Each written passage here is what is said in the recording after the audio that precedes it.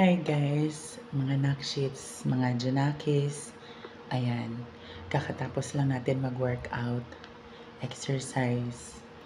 Ay, Diyos ko, nakakapagod din. Ayan.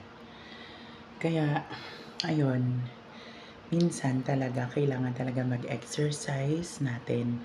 Kasi minsan hindi natin lubos akalain yung health natin na isasantabi natin. So, yun, ang update natin for today is ang live every Sunday, live update. So, yun. So, speaking about live update, yun, exercise tayo, being healthy, ganyan. Tapos, and tinatry natin to normalize yung ating cholesterol, yung BP, yung ganyan, kailangan i-maintain kasi 41 years old na ako, so kailangan talaga maging healthy. Hindi naman din kailangan na masyadong yung strict yung diet. So, kailangan gradual lang. Hindi naman yung nagmamadali tayong pumayat. Yung parang hinay-hinay lang. Ayan, so kakatapos lang natin magpapawis, exercise, ayun. So, ayun, update sa akin. Kumakain ako tuwing umaga. Ayan, tamang pagkain tuwing umaga. Tapos, yung hindi tayo kumakain sa gabi. Ayan. Kasi sa gabi talaga kasi guys, hindi na natutunaw yon. Kasi matutulog na lang tayo. So, yun yung nangyayari. Matutulog na lang tayo niyan sa gabi. So, hindi na siya matutunaw pa. Kaya dapat talaga, wala ka nang kakainin sa gabi kasi itutulog na lang yon. At saka yung pahinga mo sa gabi, ang katawan mo sa gabi, nagpapahinga. Yan. Bubulo na tayo kasi napagod ako guys. Exercise. Dun sa bisikleta, ayan. Tapos, ayun. So, yun ang gagawin nyo lang. Tapos, kung gusto nyo naman talaga, bukod sa nag-exercise kayo, gumawa-gawa kayo ng konti sa bahay, gawaing bahay. Ayan, gaya ko. Gumawa ako ng gawaing bahay. After mag-bike, ayan yung bike ko. Ayan. Ayan yung bisikleta na sinasabi ko, yung may hawakan. Ayan. 1 and 2. Ayan. 1 and 2. Yun yung hawakan ng bike na sinasabi ko. So, ayan. And, medyo may kadiliman pero nakikita niyo ako, 'di ba? Ayan, igaganyan natin. Ayan. Nakakapagod in a way. Pero rewarding kasi kailangan natin, guys.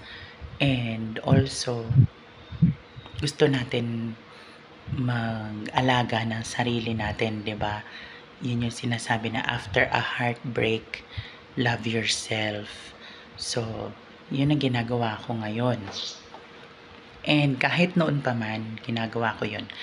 Yun nga lang, kasi nung pandemic, tsaka nitong mga nagdaan na mga araw or mga buwan, sarap kasi kumain. 'Di ba? Lalo na pag masarap ang ulam. Yan. Talagang undeniably talagang kakain talaga ako't kakain. Lalafang ako't lalafang. So, yon. Anyway, so yung tungkol naman kay Afam, okay naman. Nagpapahinga siya kasi gabi na dun sa kanila. Kanina nag-usap kami, okay naman din siya.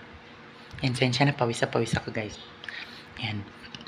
Ngayon, nagpapahinga siya. Pero kanina habang nag-workout ako, ang sabi niya, okay naman daw siya. And alagaan ko lang din daw sarili ko. Alagaan din daw niya sarili niya para sa akin. So, hindi ko siya kinukulit. Pinababayan ko lang siya. Kasi, syempre, yung mga ganyan, ayaw din nila ng kinukulit sila. Kasi, may mga gusto silang gawin sa buong araw na yon. Gaya lang din natin. Gusto nating may gawin tayo sa buong maghapon. Hindi naman yung parati ka nalang babad sa kanya, 'di ba?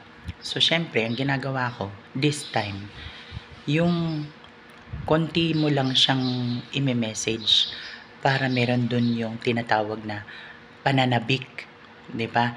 Kasi mahirap yung minayat maya mo siya, di mananawa yan sa'yo. Iiwanan ka talaga, magsasawa yan.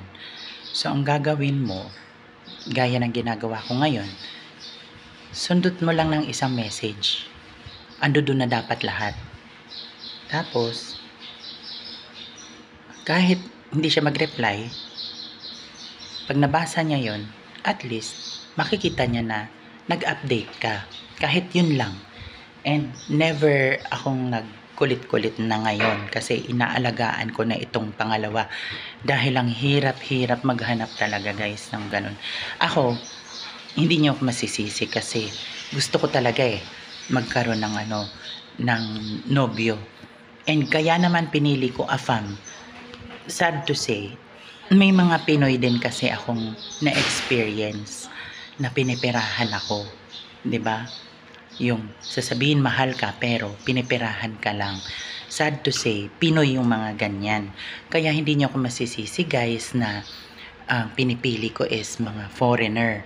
Kasi yung mga foreigner, hindi naman yan namimera What they are looking for is legit na tao na bibigyan nila ng pagmamahal pabalik. Kahit anong itsura mo. Pero, hindi porket kahit anong itsura mo, pakampante ka na. Alagaan mo pa rin sarili mo kahit hindi tayo nabiyayaan ng kagandahan. Alagaan mo pa rin. Oo, yun ang ginawa ko. Kasi hindi naman tayo nabiyayaan ng kagandahan. Excuse me. So, ang ginawa ko, inalagaan ko sarili ko. Andyan yung skincare. Andyan yung kumakain ako ng konti lang para gumanda yung katawan.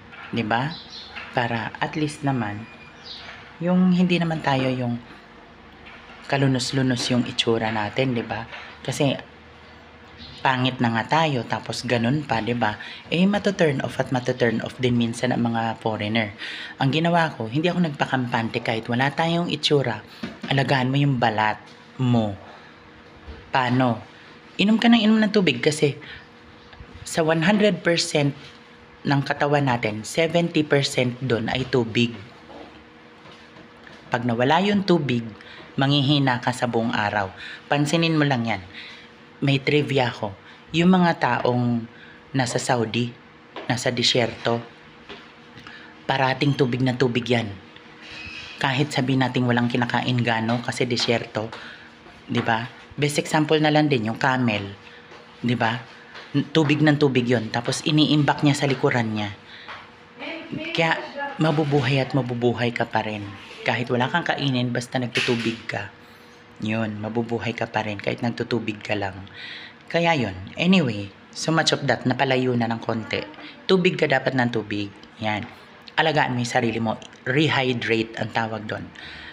Pag may nawala sa katawan mo na ilabas mo sa pawis, palitan mo siya.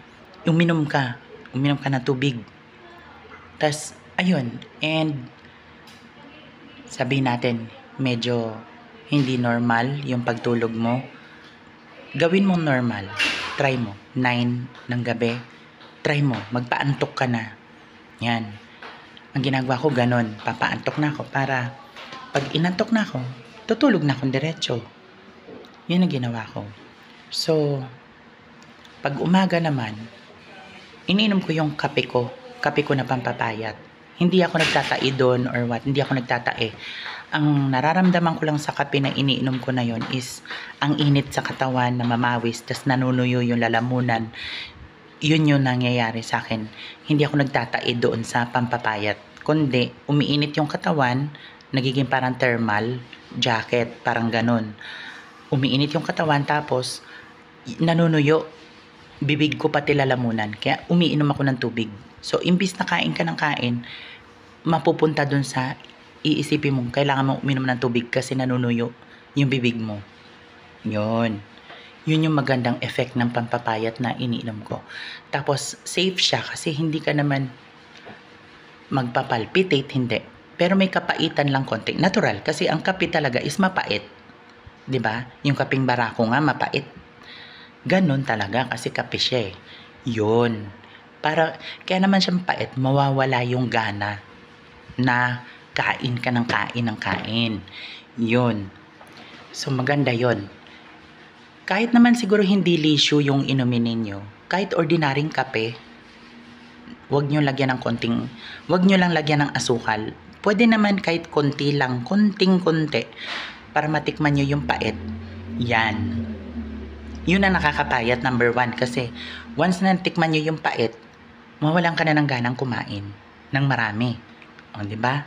Yun yung tip ko sa inyo, guys. Kung wala man pambili ng Lisho coffee na iniinom ko, kahit anong kape, basta puro. Yun ang gawin nyo. Kasi yun din ginagawa ko eh. Pag hindi pa ako nakabili ng Lisho na coffee na inaano sa TikTok, pag wala pa akong pera, yun, kakapi ako na yung puro. Konti lang asukal na ganyan-ganyan lang. Para matikman ko yung pait. Tapos, after nun, wala na. Parang mawala na akong ganang kumain. Tubig na ako ng tubig niyan, maghapon. Pagdating ng gabi, syempre, kung gusto mo kumain, konti lang. Pero huwag ka magkakanin sa gabi. Yun. Pwede nga magprutas ka. Yun. So, ang gagawin ko naman din, yun, magpuprutas din ako. Kung ano yung sinasabi ko dito sa inyo, guys, ginagawa at gagawin ko rin naman. Kasi yun din ang sinabi sa akin na effective way. So, sinusunod ko yun. Ayun. So, yun guys yung update sa akin. And, nalungkot lang din ako dahil may mga friends ako na gustong magkaroon ng magandang pangatawan. Dati, apat kami ng friends ko na matataba kaming mga bakla. Halos tinutukso na kami ng nanay ko na yung mukha kaming matrona, ganon. Yung parang nagluwal kami ng 5. Ganon ang itsura namin. At tapos wasted. Ganon guys, yung itsura namin. 4 kami. Yun nga lang, sa 4 na yun, ako tsaka yung 2, pumapayat. Yung isa, aywan ko lang bakit ayaw niya. Pero sabi niya, tinatry daw niya. Yun nga lang, sa kakatry niya magpapayat, hindi niya mapigilan kumain ng kumain. Yun lang. Yun talaga dapat, sakripisyo, disiplina. So, yan guys. So, if ever may update na panibago, i-update ko kayo guys. Okay? So, yun lang yung maikling vlog natin for today.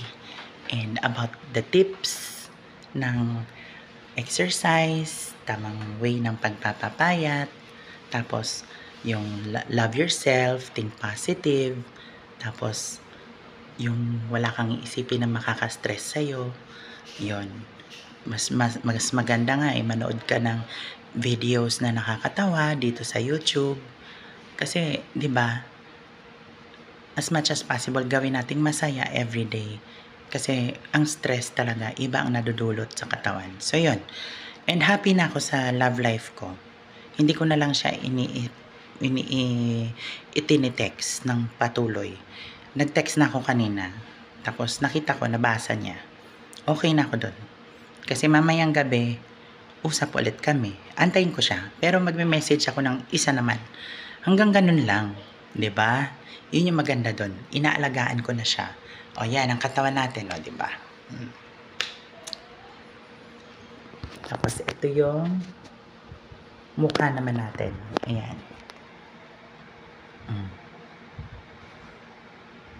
Diba?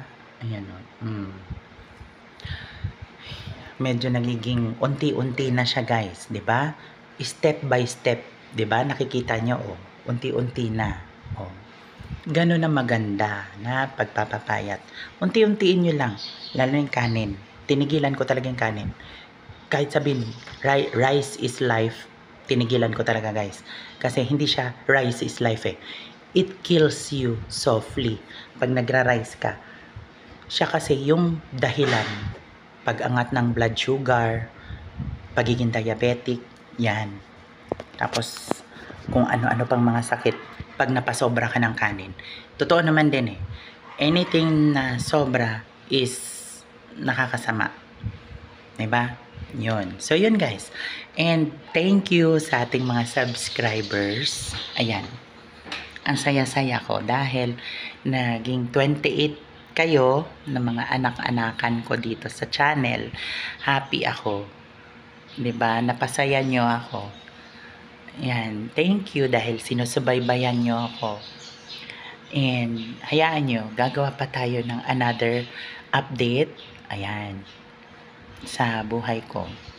And sana yung mga nanonood, ayan, mag-subscribe kayo para masundan nyo rin, masubaybayan nyo yung buhay ko sa tamis, sa pait, sa saya, sa lungkot, at sa pag-celebrate, 'di ba, ng maganda na buhay. Yan. Ayun. So yun guys, salamat sa inyo talaga. And kung hindi dahil sa inyo, hindi ako gaganahan mag-vlog. Ayan, salamat sa inyo guys. And kita na lang tayo next vlog. Bye guys!